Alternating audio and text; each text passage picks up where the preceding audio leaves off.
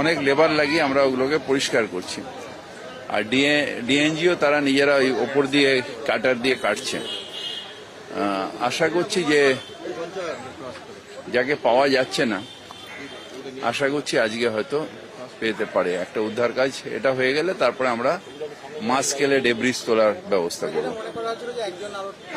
হ্যাঁ, সেটা আমরা ওই ডেব্রিজ গুলোকে ওই জন্য আমরা অসাবধানী অবস্থায় তুললে তো সে ইয়ে হয়ে যাবে।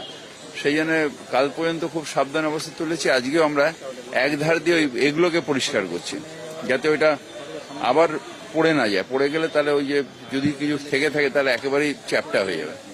তো সেইটার জন্য খুব সাবধানের তলায় আমরা আস্তে আস্তে ভেতরটা খুঁড়ে খুঁড়ে খুঁড়ে খুঁড়ে খুঁড়ে খুঁড়ে একটা হোল তৈরি করে ওর ভেতরে যাওয়ার চেষ্টা করা হচ্ছে, যে কিছু আছে কিনা দেখার জন্য। চারটে